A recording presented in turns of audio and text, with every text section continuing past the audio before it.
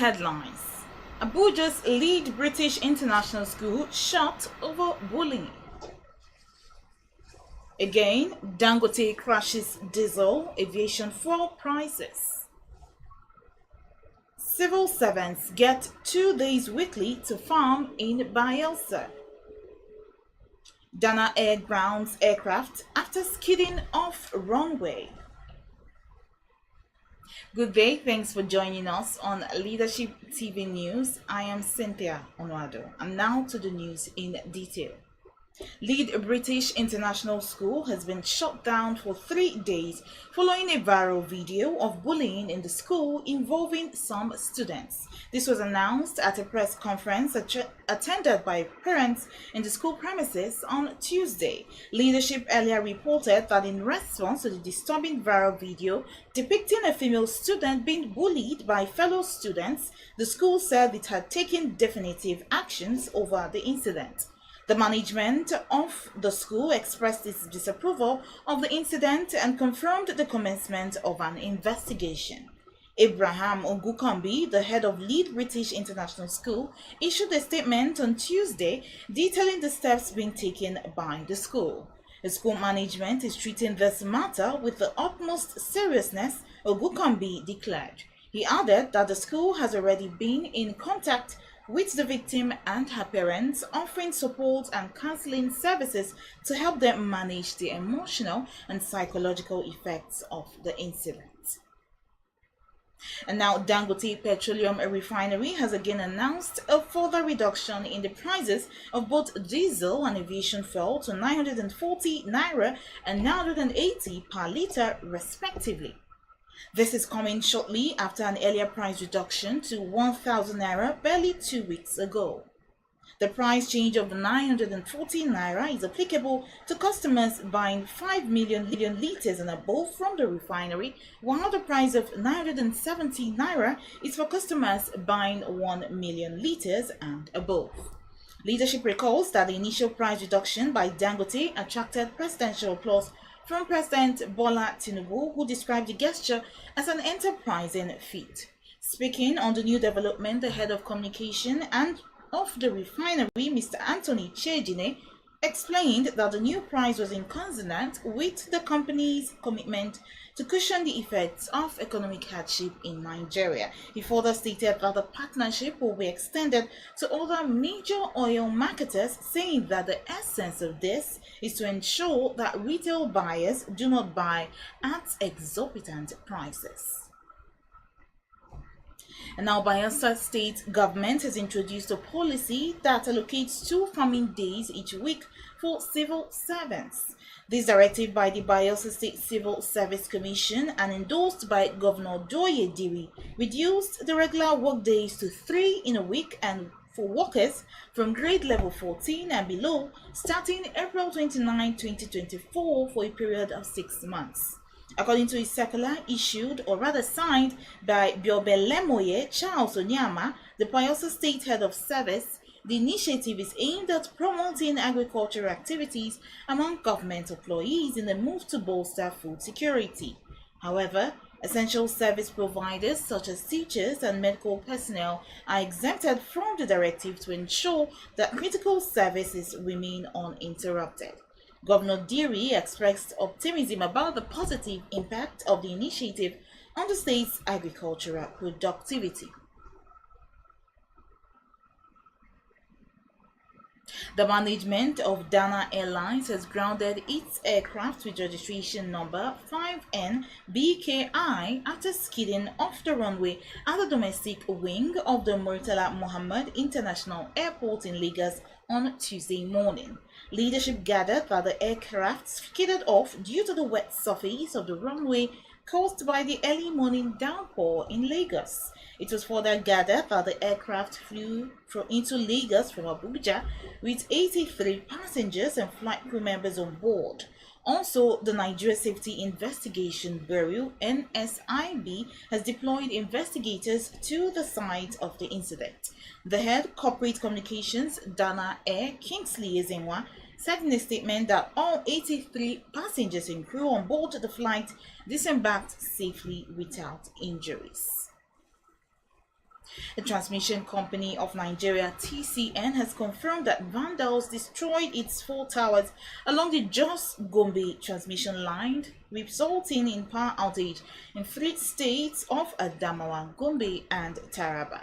TCN General Manager Public Affairs Ndidi Mba, who disclosed this in a statement late Monday night, said the towers were vandalized around 3:32 p.m. on Monday.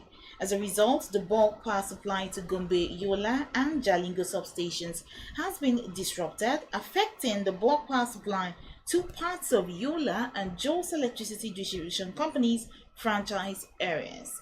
A statement from the TCN confirming the incident notes that when the 330 kV transmission line tripped, its operators attempted to restore it to service, but it tripped again, prompting the dispatch of TCN linesmen to trace the line to detect and rectify the fault. TCN said it will do everything possible to restore supply to the affected areas while efforts are made to reconstruct the 4 vandalized towers.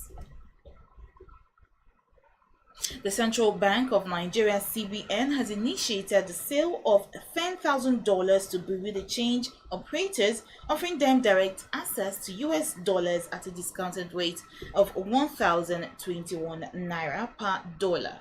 The move, aimed at bolstering the foreign exchange market and stabilizing the naira against the dollar, signifies the second such sale this month and the fourth in the current year. This also demonstrates a proactive stance in managing currency fluctuations and meeting essential foreign exchange demands.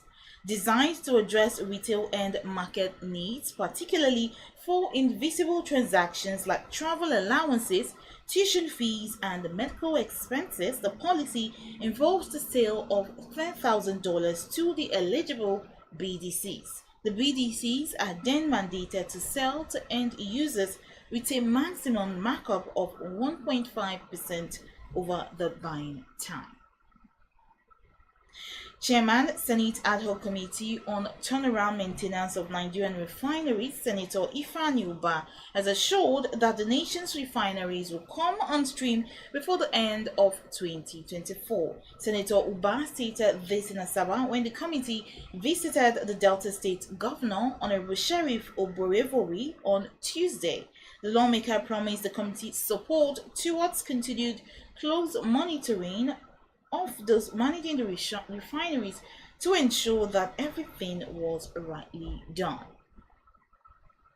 And now finally, to some sports news. Aston Villa boss Unai Emery has extended his contract with the club until 2027. Villa were 16th in the Premier League and fighting relegation against the Spaniards and took over from Steven Gerrard in November 2022. But after a remarkable turnaround, Emery 52 guided Villa for the 7th place finish to qualify for the European Conference League, the club's first participation in European football since 2010-2011.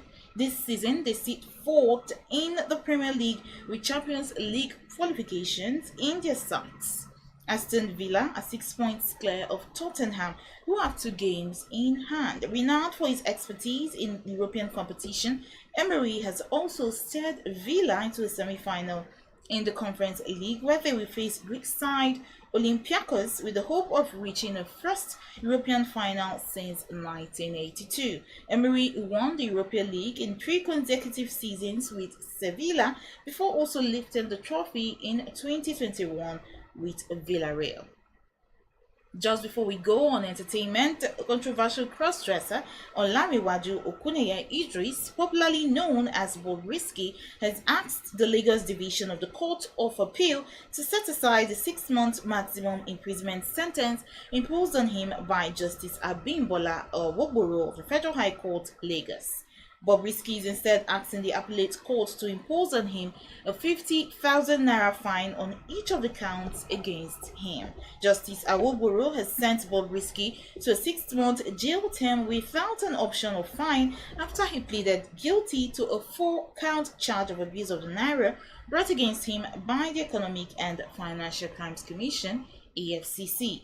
Dissatisfied with the verdict, however, the convict, in his notice of appeal, argued that the trial court imposed a maximum sentence on the appellant with no previous record of criminal conviction when there are options to impose a lesser punishment by the provisions of the Administration of Criminal Justice Act ADCGA of 2015. He therefore urged the court to set aside the 6-month maximum imprisonment sentence imposed on him and in its place impose a fine of 50,000 naira on each of the counts against him. On that note, we end the news here on the Leadership TV. For more of our news stories, you can log on to our website www.leadership.ng. Many thanks for watching. Thank you for watching. For sponsorship and advert placements, please contact 080-3688-6158. Last word